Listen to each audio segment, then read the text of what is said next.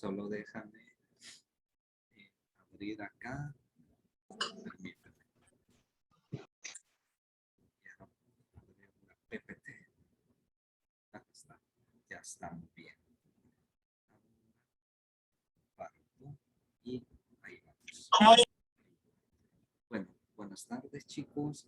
Este día vamos a finalizar, ¿verdad? Solo déjenme ser grande, perdón, la presentación.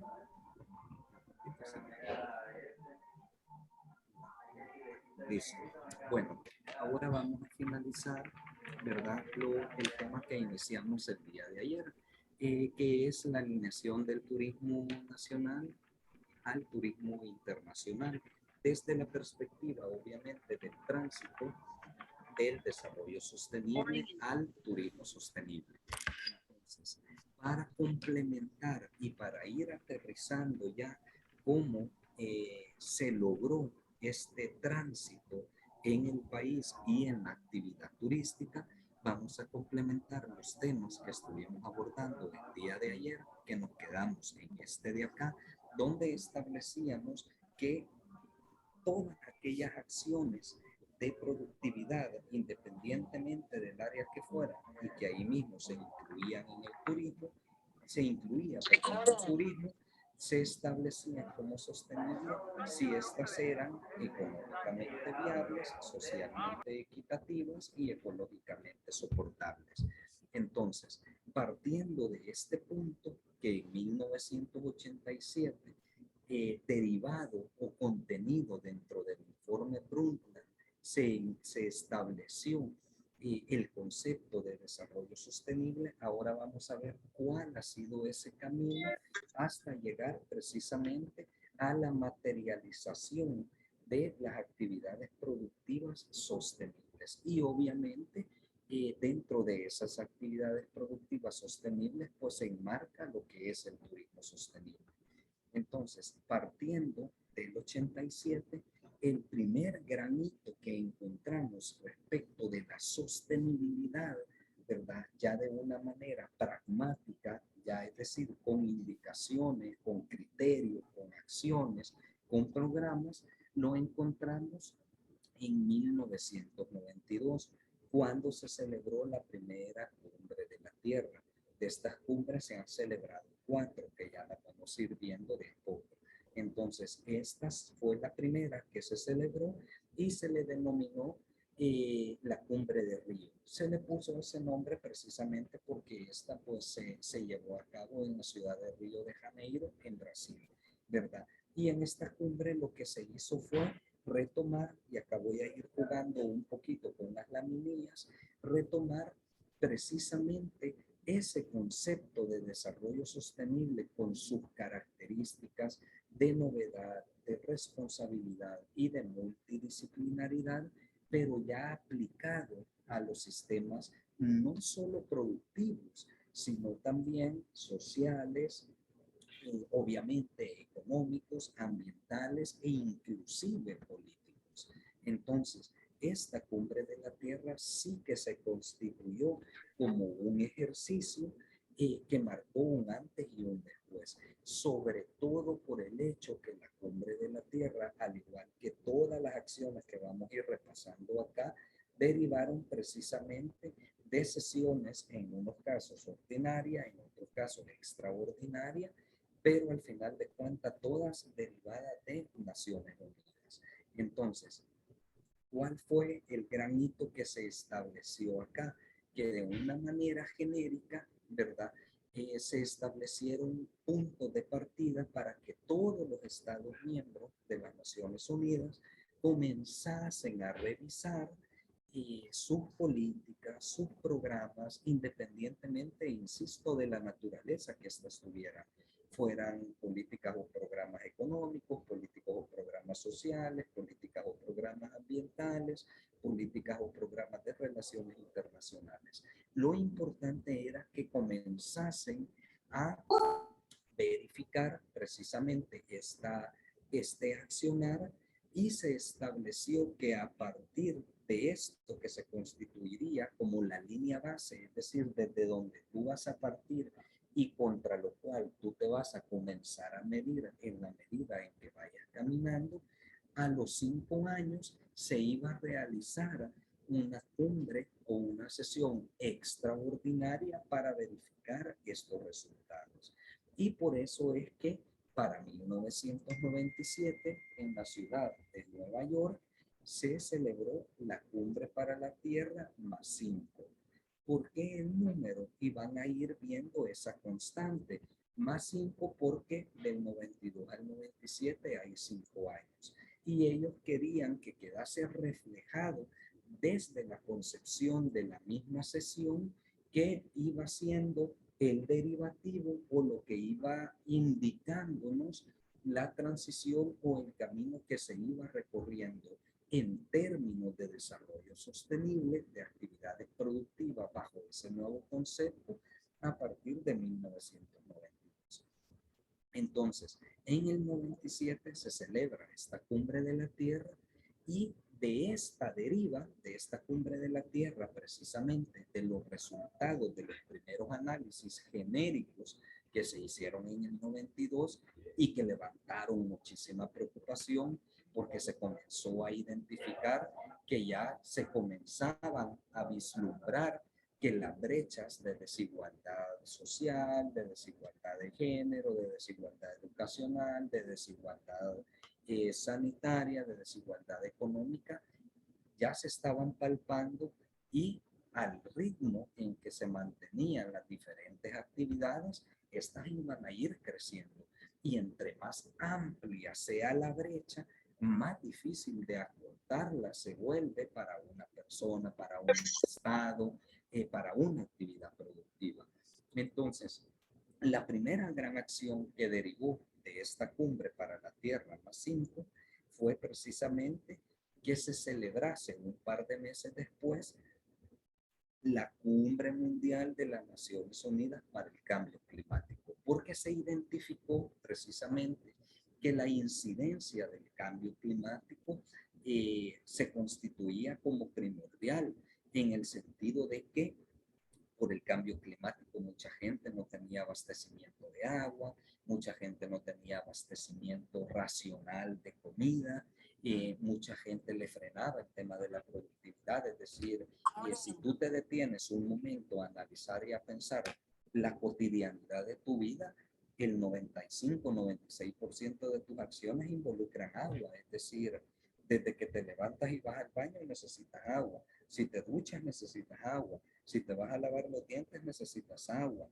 cuando compras los alimentos los lavas con agua, o sea, todo necesita agua. Entonces, claro, la escasez de agua, el hecho de que los suelos se volviesen áridos, se volviesen poco productivos y que esto derivaba o desencadenaba en otras acciones como la falta de alimento, como el hecho de que se ponían en desventaja países que tenían que hacer préstamos internacionales, como en el caso de El Salvador, ¿verdad? Que el 60% de lo que se consume acá adentro es de importación, ¿verdad? No es producido acá localmente.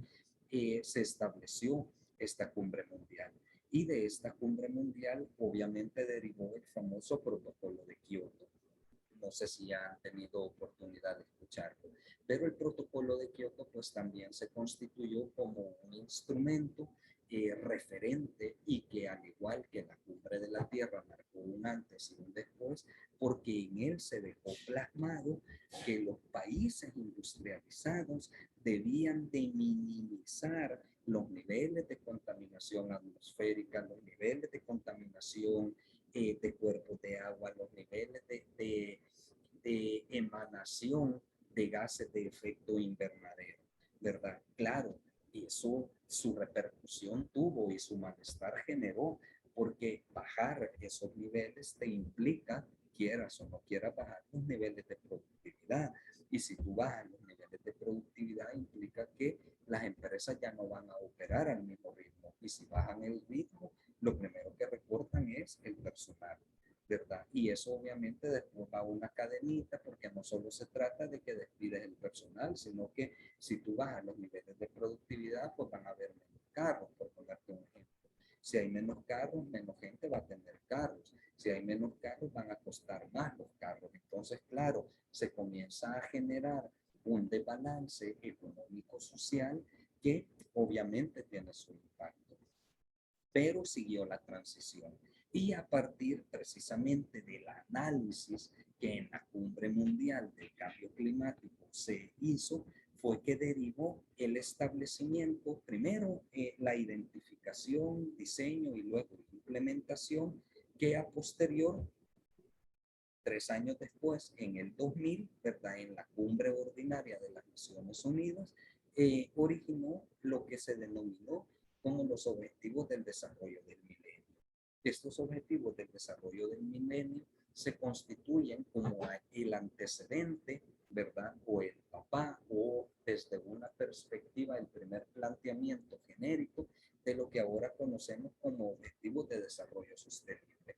¿Por qué? Porque identificó 8 objetivos puntuales, ¿verdad?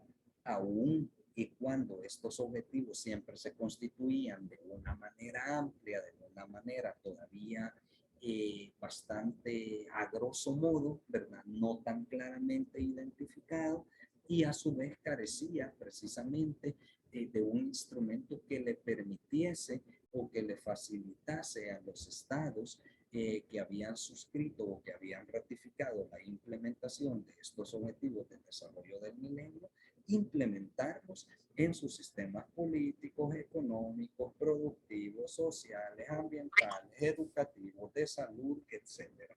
Sin embargo, surgieron y fue una buena propuesta. Fue tan buena que se constituyó hasta cierto punto en bastante retadora, ¿verdad? Porque te establecía criterios como, por ejemplo, quizás unos in extremis, como erradicar la pobreza, que se constituye como un objetivo y todavía en los ODS se mantiene, difícil, no imposible, pero sí bastante difícil.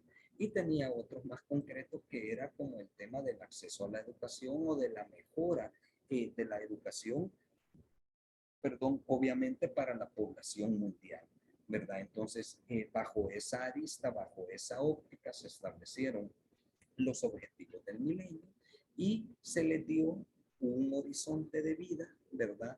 De 10 años, es decir, con vigencia del año 2000 al año 2020, ¿verdad? Entonces, perdón, al año, no, fue del 2000 al horizonte 2020, sí, porque de 2020 a 2030 están los ODS, sí, así fue del milenio, ¿verdad? Entonces, ¿qué es lo que sucedió con estos objetivos? Se les dificultó mucho a los países poderlos tomar e implementar, precisamente porque todavía le hacía falta ese detalle de ir puliendo los mecanismos de interiorización. Pero insisto, fue un ejercicio bastante bueno para la época, nos dejó muchas lecciones aprendidas y nos abrió la posibilidad precisamente de confeccionar un instrumento mucho más robusto, mucho más de impacto, con mucho más alcance, como son, y más adelante lo vamos a ver, los objetivos de desarrollo sostenible. Entonces, se generaron estos objetivos de desarrollo del milenio, ¿verdad? Y se constituyeron de tal forma que a partir del 2000 hacia adelante se fueron implementando y se fueron cumpliendo de una manera, o se fueron tratando de cumplir de una manera transversal. ¿Por qué? Porque si bien es cierto, aunque solo eran 8 objetivos, estos casaban directamente con las principales, al menos con las principales actividades productivas que se mantenían como comunes en todos los países del mundo, ¿verdad? Entonces, eso sí que te daba una posibilidad, ¿verdad? Entonces se estableció eso y al mismo tiempo se dejó establecida en esa cumbre que efectivamente sobre 2013, sobre 2014, se iba a hacer una evaluación específica de los objetivos del desarrollo del milenio a efecto de poder implementar en ellos la metodología de la mejora continua y determinar qué objetivos se podían mantener, qué objetivos se podían modificar y qué nuevos objetivos se podían incorporar. Porque recuérdense que el entorno va cambiando y cuando tú estableces un objetivo, este objetivo no es perenne, es decir, no es para siempre. El objetivo responde a dos premisas. Primero, que tú lo estableces para satisfacer o para cumplir una necesidad. Pero cuando tú has satisfacido o cuando tú has cumplido esa necesidad, ese objetivo ya no tiene razón de ser. Entonces lo que tienes que hacer es sacarlo de tu tablero de control de mando. Y la otra es que por precisamente las incidencias externas del entorno, cuando hablamos de incidencias externas, es que tú no las puedes controlar y pueda que esa necesidad por la cual en un momento determinado tú hayas planteado, tú hayas creado, tú hayas sugerido un indicador, un objetivo en específico, ha dejado de existir.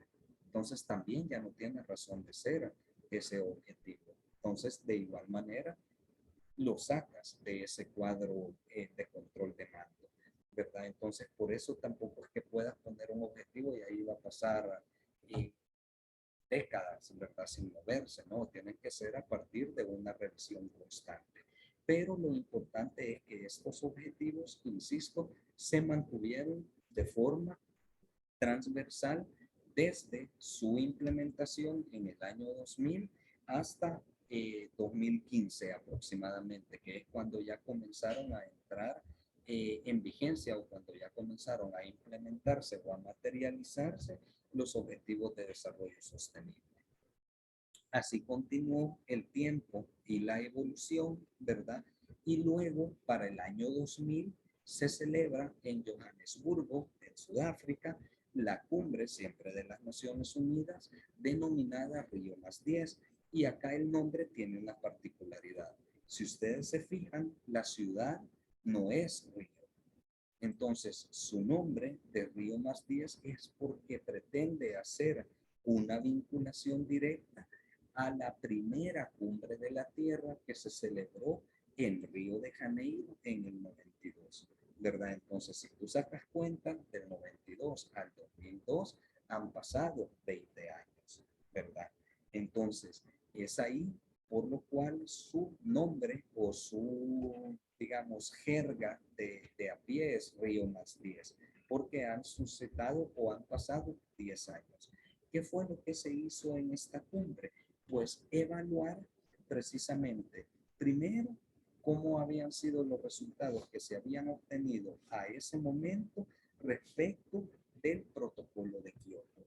Y segundo, de manera paralela, que era lo que les comentaba, de manera transversal, ver cómo se iba dando la adaptabilidad y cumplimiento de los objetivos del desarrollo del milenio. Una vez que se obtuvieron esos resultados, que no fueron malos, pero tampoco fueron brillantes, se decidió que a los 10 años se debía de hacer una nueva revisión para ver cuánto se había transitado desde 2002, en este caso hasta 2012. Claro, si tú vienes, esta sí se celebró en Río de Janeiro en 2012. ¿Verdad? Entonces, si tú cuentas Río desde el 92 hasta el 2012, hay 20 años. Y acá sí se estableció de una manera más tajante y por eso es que esa sesión ordinaria de las Naciones Unidas se denominó así, el futuro que queremos. Es decir, bueno, ya hicimos un ejercicio de punto de partida en el 92, ¿verdad? Respecto de las actividades productivas, ya sabemos a partir del control que se hizo en el 97, ya implementamos uno de tantos protocolos, porque el de Kioto no fue el único, pero digamos que fue el que mayor incidencia respecto de la productividad tuvo. Ya lo implementamos, también en el 2000 implementamos los objetivos del desarrollo del milenio, ahora qué es lo que debemos hacer. Y ahí fue que ya en 2012 se implementó como parte, ¿verdad?, del tránsito del desarrollo sostenible, ¿verdad?, o pasar o adecuar, mejor dicho, las actividades productivas, incluyendo al turismo, como actividad productiva sostenible, se necesitaba un cuadro más robusto, más amplio, con mayor alcance, que era lo que les comentaba, y a partir precisamente del análisis, de la experiencia y de la revisión de lo que se había logrado con los objetivos de desarrollo del milenio, fue que se establecieron los famosos objetivos de desarrollo sostenible, ¿verdad? Entonces, estos objetivos de desarrollo sostenible, ¿qué era lo que buscaban? Si ustedes ven, se establecen 17 objetivos. De estos 17 objetivos, el objetivo 17, que se denomina alianzas para lograr los objetivos, se constituye como el catalizador por el cual van a pasar el resto de los 16 objetivos. Es decir, este se constituye como el objetivo pragmático, como el objetivo integrador, como el objetivo resiliente que va a permitir a las instituciones de los estados de manera interna y a los estados a nivel internacional, ya sea desde una perspectiva individual o a través de alianzas estratégicas entre estados, a través de convenios bilaterales, a través de convenios multilaterales, a través de convenios de libre comercio, de libre paso fronterizo, entre otros, cumplir con los 16 objetivos restantes, ¿verdad? Y en este caso, como les comentaba, hay algunos que se retomaron porque su importancia aún se mantiene, ¿verdad? Inclusive ahora en día se mantienen de los objetivos del desarrollo del milenio, como lo es el tema de eh, eh, eliminar, ¿verdad? El hambre o establecer el hambre cero, ¿verdad? La educación digna, la igualdad de género, ¿verdad? También se mantiene la defensa de la niñez.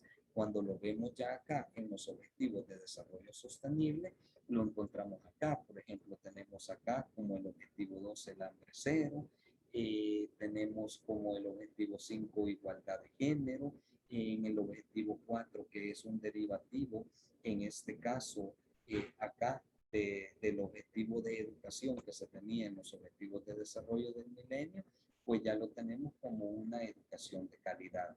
Y luego van surgiendo otros nuevos. Al final tenemos esta batería, ¿verdad? Que incluye también el fin de la pobreza, salud y bienestar, agua limpia y saneamiento, energía asequible y no contaminante, trabajo decente y crecimiento económico, industria, innovación e infraestructura, reducción de las desigualdades, ciudades y comunidades sostenibles, producción y consumo responsable, acción por el clima, vida submarina, vida de ecosistemas terrestres, paz, justicia e instituciones sólidas, y obviamente el que les comentaba de las alianzas para lograr los 16 objetivos restantes, ¿verdad? Entonces, como ustedes ven, insisto, es una perfección y una ampliación a partir del ejercicio de la mejora continua desde los objetivos del desarrollo del milenio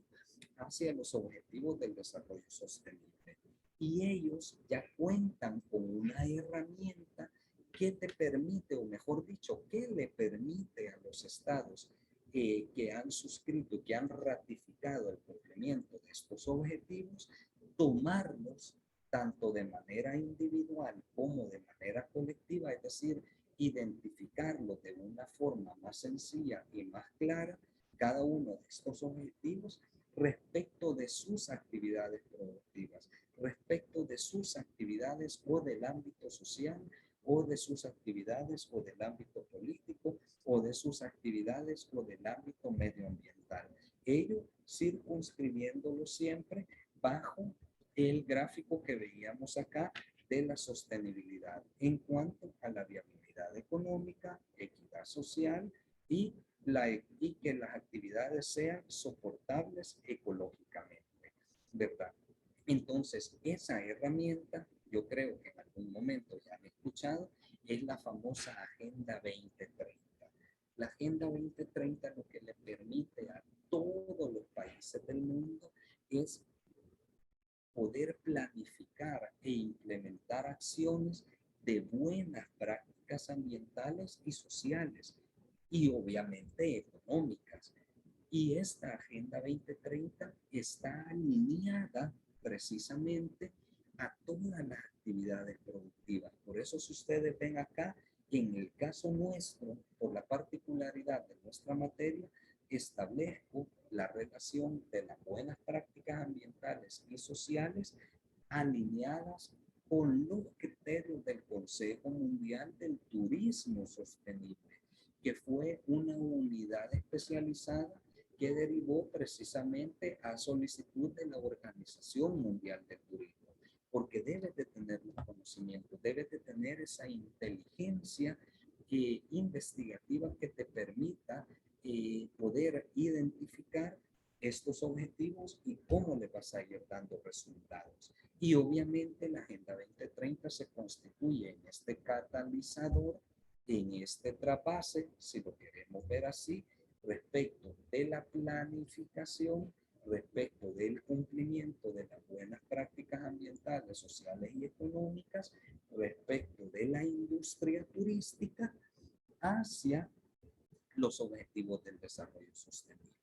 Y es acá a donde nace ya el acuñamiento de la terminología y de lo que implica hablar o referirse a una actividad de turismo sostenible. Es decir, va a ser la actividad turística sostenible aquella actividad que sea bajo el mismo concepto, económicamente viable, socialmente equitativa y ecológicamente soportable, ¿verdad? Si la actividad turística se desarrolla en este intercepto, sí la vamos a poder llamar sostenible. Ejemplo de actividad turística, y ahí es donde no nos debemos de confundir. Muchas veces la gente te dice, yo voy a ir a hacer ecoturismo. Ajá, ¿y qué vas a ir a hacer? Voy a ir a caminar al área natural protegida. No, eso no es ecoturismo. Eso es turismo al aire libre. Ecoturismo es que si tú vas a ir, primero el área natural protegida va a estar perfectamente zonificada, es decir, va a tener su zona de amortiguamiento, va a tener su zona de uso público, va a tener su zona de uso de recreación y esta va a constituirse como una barrera para la zona de núcleo de investigación a donde no pueden entrar ninguna persona particular. Turismo sostenible significa que cuando tú vayas al baño, el agua que tiene ese baño proviene del reciclaje, ya sea de agua y lluvia o de algún río que pase ahí cerca. Turismo sostenible significa que si tú vas a comer en esa área natural, a donde tú compres la comida va a ser para la población local. Y la población local, obviamente, el cultivo lo va a generar casi que a nivel artesanal, es decir, del cultivo, ¿cómo se llama? Familiar que tenga ahí, ¿verdad? Y de esta manera, obviamente, tú vas a generar una viabilidad económica porque la derrama que tú realices va a beneficiar directamente a las personas de esa comunidad. No es en plan que te vas a ir al área natural protegida a caminar con la bolsa de burger, sino con el combo de McDonald's. O sea, eso no es un turismo sostenible. Eso es un turismo al aire libre, como que te vayas a caminar ahí al Parque Bicentenario, ¿verdad? Pero en este caso sí, si tú dejas ese dinero, si tú contratas a personas locales, dinamizas la economía local. Entonces estás haciendo económicamente viable esa práctica. Le estás haciendo socialmente equitativa porque le estás dando la oportunidad a esta gente que no vive en la ciudad de poder obtener un ingreso que le va a significar en mayor o en menor medida una mejora en su calidad de salud, una mejora en su calidad educativa, una mejora en su calidad de vida. Y va a ser económicamente soportable porque tú no vas a llegar a contaminar y porque partimos del hecho que la sociedad, que es la que te da la comida, y como no la produce o no trabaja la tierra de una manera industrializada, le da tiempo a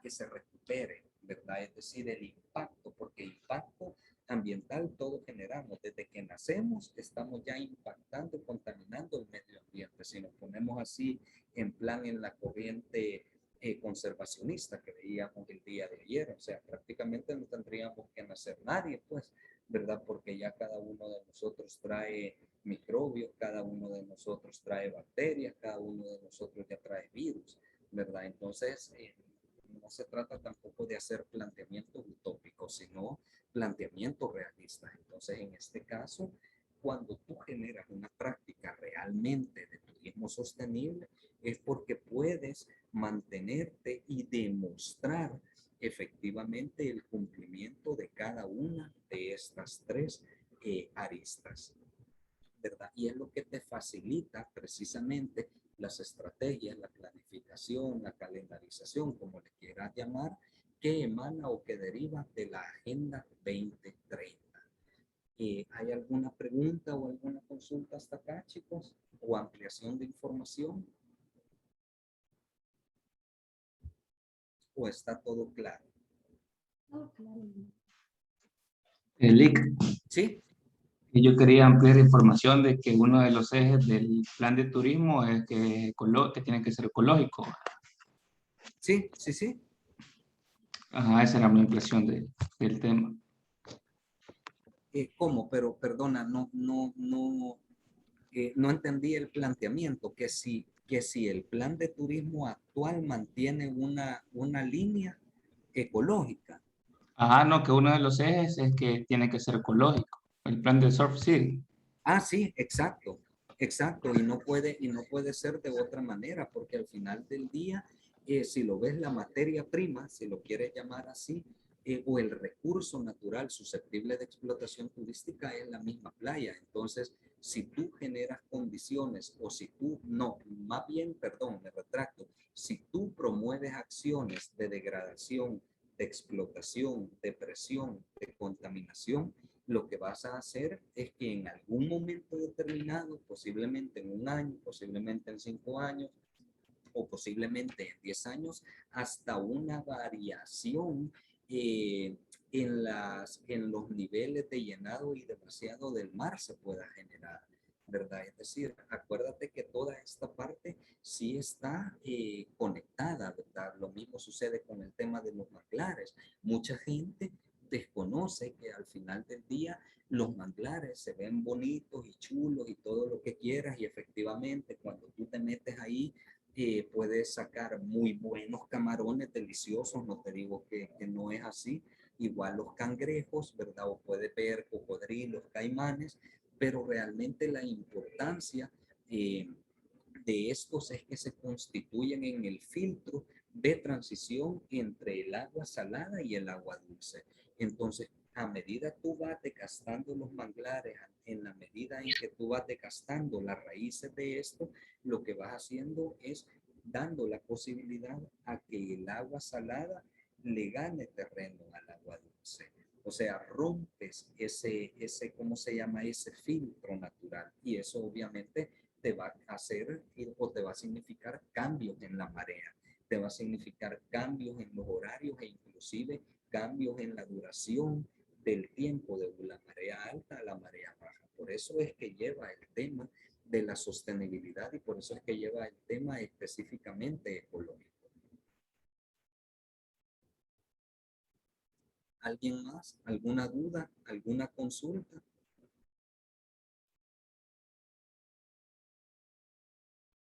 ¿O estamos todos claros?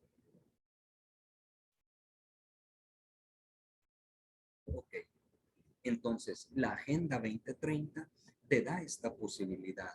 Y acá el compañero puso un muy buen ejemplo. Y de hecho, precisamente por la misma guía, porque realmente la Agenda 2030, es decir, se llama una agenda, no porque es la mítica agenda que nosotros manejamos, pues, ¿verdad? Que ponemos acá que lunes, martes, miércoles, que tengo reunión, sino que se le denomina agenda porque tú vas agendando en el transcurso del tiempo qué vas a ir haciendo, dónde lo vas a ir haciendo, cómo lo vas a ir haciendo, y eso te permite precisamente generar con mayor coherencia y generar con mayor facilidad los diferentes planes y programas de las diferentes actividades productivas e insisto, en este caso, retomando el ejemplo, la actividad turística no es la excepción.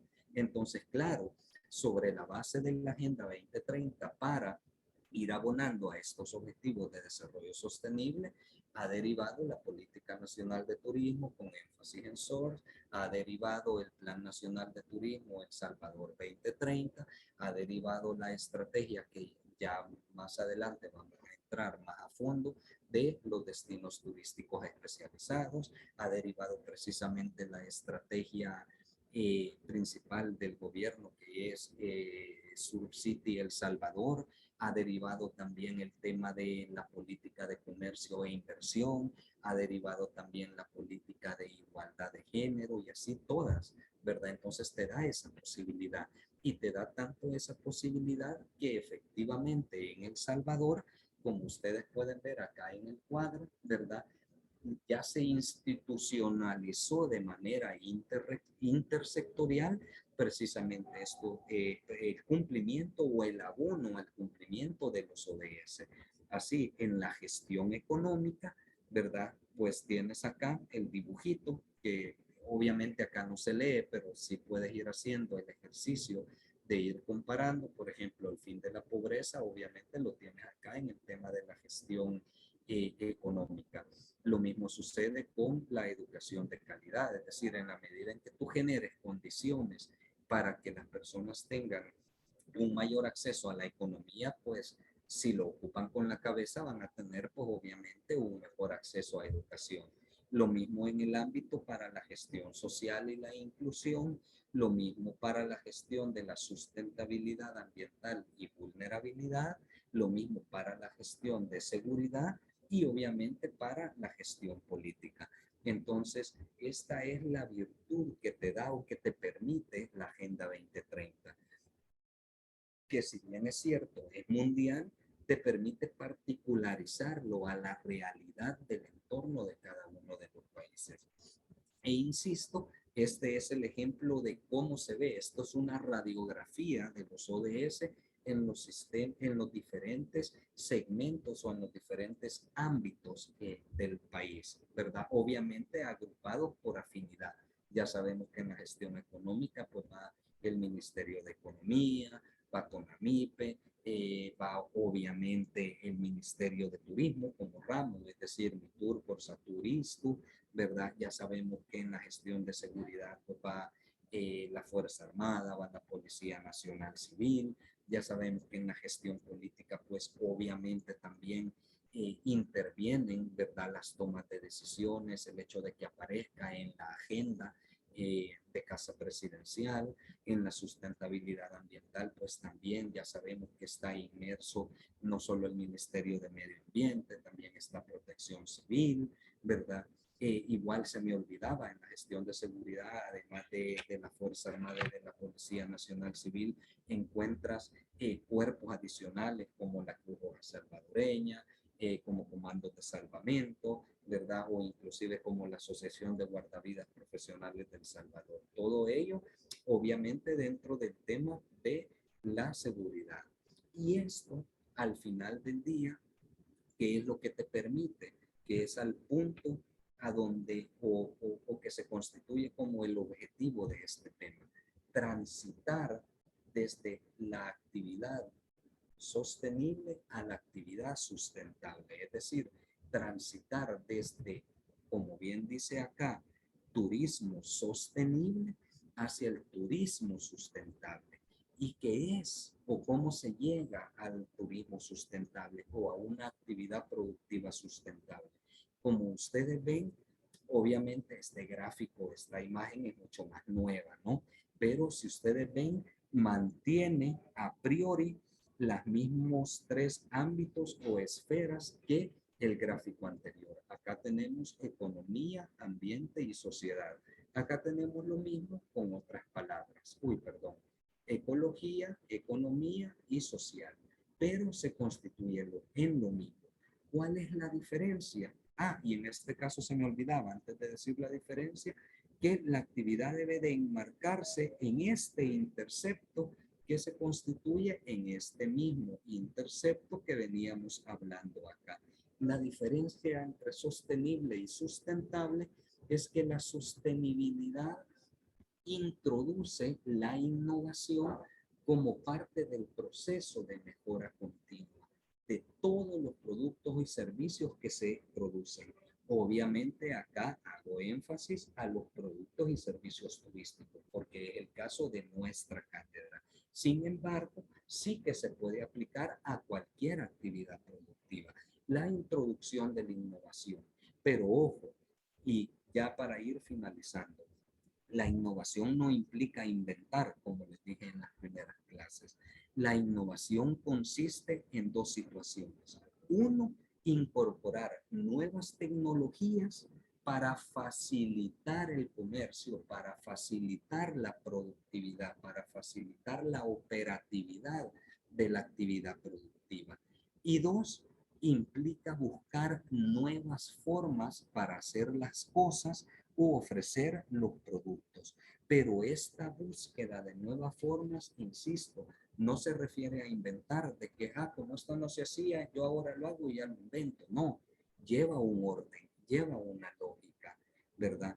Esta búsqueda de nuevas formas es, por ejemplo, si tú vas a vender una ruta, un circuito, un destino turístico en $20 por persona y para vender ese producto turístico tú haces 18 pasos, esta búsqueda de nuevas formas te implica revisar este procedimiento de venta y ver si realmente, por una parte, ver si realmente tienes que pasar los 18 pasos. Si tú ves que con 10 pasos es más que suficiente, te has ahorrado 8.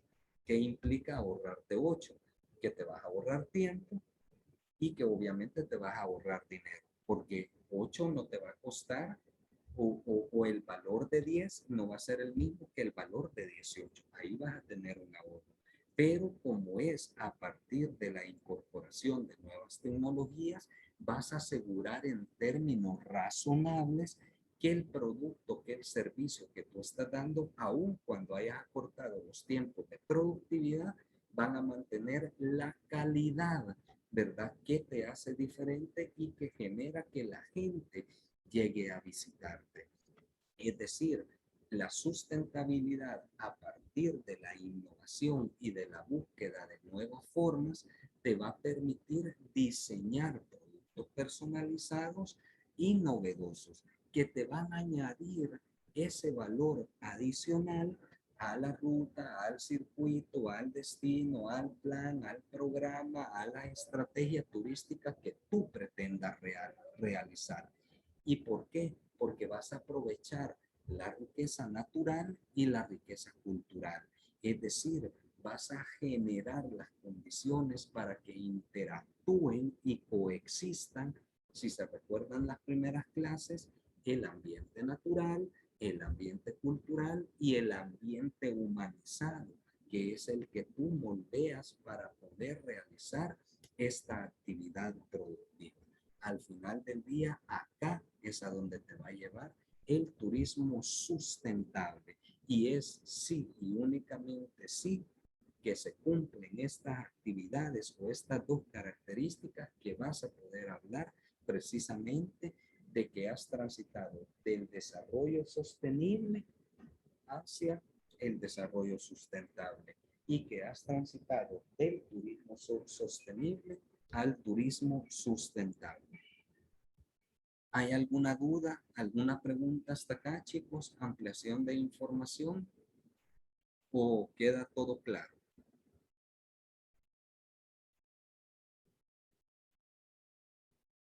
Todo claro, Lee. Ok, perfecto. Entonces, si no hay más, llegamos ahora hasta acá. Solamente recordarles que el día de mañana tenemos el examen corto y hacer énfasis en que no se preocupen que el examen mantiene la misma estructura. Es decir, yo lo que busco con estos pequeños controles es verificar que he logrado expresarme y he logrado transmitirles a ustedes el tema y obviamente saber si realmente lo han entendido bien y si no es así, pues hacer el repaso, perdón, que sea necesario para a manera de que todo les quede claro. Así que yo voy a estar pendiente ¿verdad? Ya mañana les va a aparecer, pues a partir de las 6 de la tarde, abierto el examen para que puedan acceder y realizarlo. Link, ¿verdad que solo va a ser de la clase de ayer y la de ahora, verdad? Sí, exacto, solo de este tema. Gracias. Ok, bueno, entonces quedamos así, chicos. Pasen buenas noches y nos mantenemos en contacto. Gracias, Lick. Buenas Gracias, buenas noches. noches, Lick. Ok, igualmente.